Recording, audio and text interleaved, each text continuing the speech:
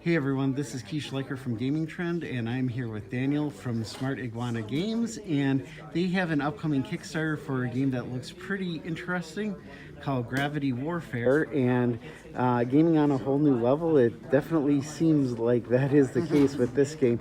Okay, why don't you show us what's so unique about Gravity Warfare? Sure. Let me try to set it up for you guys first. Okay. First of all, how you doing? Thank you for having me. Oh, no problem. Glad to be able to check this out, because I've seen some videos, but it looks rather interesting. Well, you have a few pieces to assemble out of the box. You have a base here. All you gotta do is just screw that together. You're on your way to play Gravity Warfare. Then you have this cabin shape that goes on this platform. And it's just you're snapping it in and lightly screwing to secure. If you notice, it's double-sided, so you can play either side. Okay. And you set it on the top there with a slight adjustment. And now you have a self-balancing spinning platform. Wow. It never falls. It just stays right there. You can play pieces on it, and the pieces will fall off the platform, stay right where it is. If you treat it with care, you can spin it, do whatever you want, and it won't fall. So what exactly is the objective of Gravity Warfare? I mean, it has something to do with tipping pieces or something. Yes. So the Gravity Warfare is a dexterity game that involves card management and has a take-that mechanic. It has a little bit of strategy in it as well, where you want to use your cards very strategically to not use them correctly and try to mess somebody up at the right time. The goal is for you to get rid of all your pieces. So at the beginning of the game, you're going to choose a color set of pieces. The game plays 2 to 6 players, by the way. Okay, so right now this would be enough for 4, I'm assuming. Correct. This is 4 players, and each player will choose a color set, which is 6 pieces. We have 2 tanks, 2 spaceships, and 2 starfighters, which are the lightest pieces. And the goal is for you to get rid of them. If you don't have any other pieces left to play in front of you, then you win the match, you get some points, and you start a new match. Usually you go to 10, 20, whatever points the group wants to go to, and the first person to that score wins. Or you play 2 or 3 rounds, and the person with the most points at the end of those rounds wins the game. Okay, cool. After you choose your color set of pieces, you can choose, you randomly get assigned a hero card. So you have these alien heroes that have an ability that you can use to help yourself or hurt others on their turn. Try to make their turn more challenging. So you have these. Depending on which side of the board you want to play on, you choose the appropriate die. So this is the planet side. We're going to choose the mothership. So we're going to use this die. And this tells you where on the board you're going to play. They're color-coded, so just follow the colors. And this die tells you which piece to play. So you have 2 of each piece on it. Now, on a turn, let's go ahead and try to set up here for a 3-player game. So let's just player here, and this is taken away, and just say here, here, and here. Now, let's go through the cards. You're all going to start with a hand of cards, hand of 6. And if your primary goal is for you to get rid of all your pieces, your secondary goal is to keep other players from playing all of theirs. The way we do that is by giving them challenges. We have these red cards that say challenge on them. These cards are the ones we use against other players to try to make their turn harder to complete, that way they don't get to play their turn. If the player cannot complete their turn with the challenges given, then they miss their turn, they take their pieces back, and the next player goes. You wanted that to happen. The next type of card we have are these green event cards. Now, event cards are also modifiers that you use to influence the game in some way, but you perform the action of the event, not the active player. We also have these wild cards, which are any card you want them to be, except the Guardian. And the Guardian is the best card in the game. Everybody gets 1 Guardian. And it allows you to cancel out all the challenges that you're given, including the die roll, and you can place any piece you want and put it anywhere you would like on the platform for 1 turn. So you're immune to everything for 1 turn and 1 turn only. But you gotta use it carefully because it's 1-time use only, and you're gonna. And you don't want to use it too There's early. no more on the deck. Yeah, there's no more on the deck. You only have 1, and that's it. Cool. So, any questions so far? No, I think it's good. I mean, I'm assuming that the different ships or pieces are going to have a different effect on how the That's right. platform reacts. Yes, the tanks are heaviest. We have these heavy pieces, which are these right here, and then we have the spaceships as a second place, and then the little ones are lighter, and they do have a different effect on the platform as you play. Now, let me remove all the other guardians. Quick, one more. 1, 2. Okay. Then everybody gets 5 cards. 4. Right. Now that's your hand. And just for illustration, we're going to show them. But these are secret. Don't show them. So that's your hand. And I'll show mine as well. We'll keep those secret. No, I'm going to just open them up. So this is what a game of 3 would kind of look like. Everybody has a guardian. And you have a random selection of cards you can use to try to mess people up or help yourself. So I'll be the first player. Roll the dice. And then this tells you which piece you're going to play and where to place it. So I have to place a spaceship on the green area here. So if you notice, we have a like airport lines here, like a boundary. Those are the boundaries of the zone, and you have to be at least 50% inside that zone that you rolled. All right.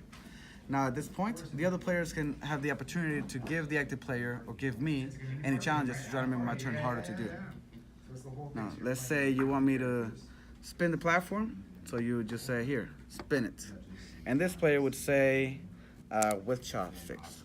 So whenever you give challenges, the more players, the more challenges you can combine, and you have to combine them all and do all the challenges together as a turn, one thing at the same time.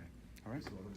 So at this point, I will grab these handy dandy chopsticks and go ahead and spin the platform.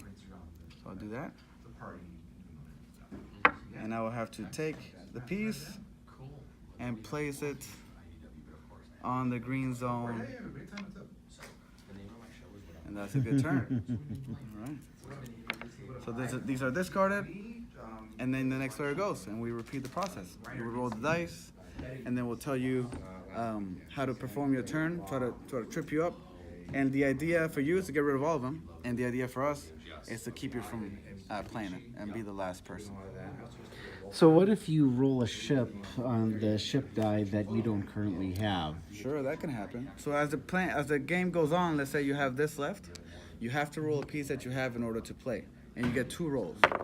Okay, that's 1 roll. But let's say you don't get it. It's 1 and 2. You don't have it. Now after you roll your second time,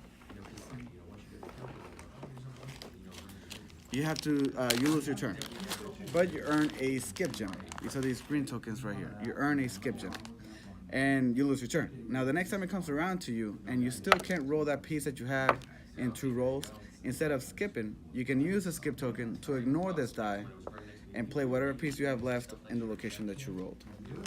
You can also choose to earn another skip gem, because there are only 6 in the game, and if you have them all, nobody else can have them, and they cannot freely ignore that die. These gems here are the points. Is how we keep scoring the game. Silver are 1 point, and gold is 5 points. So how do you score in the game? By placing the ships on the platform? There's only one way to get bonus points during the game, which is by stacking it. If you notice, all the pieces are designed to stack on top of each other, every which way. So all the pieces can stack. Doesn't matter the color. And if there's a challenge that tells you to do that. Let's see if it's out here. It is not. Let's find it. There you go.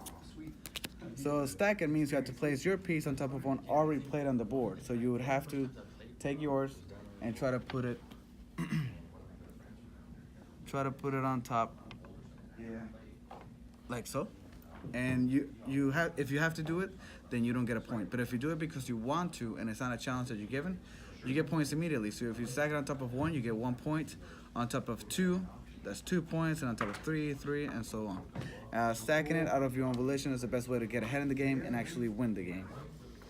The main way to score the game, though, is when somebody gets rid of all their pieces, or somebody drops all the pieces, or 4 or more pieces. So let's go through that scenario. Let's say that I make 4 pieces fall off platform, and then I lose the match. I would lose 2 points, and the other players get points according to how many pieces they have left. So Okay. if you have 1 piece left, you get 5 points, 2 pieces, 4 points, and then so on. And we saw that when you put on those pieces, it definitely wobbled very much on the other side. Right. So what's the difference between the two sides of the platform? The planet side is mainly illustration, but the other side is a little easier because you have one joker color or location, which is space. Let me see if I...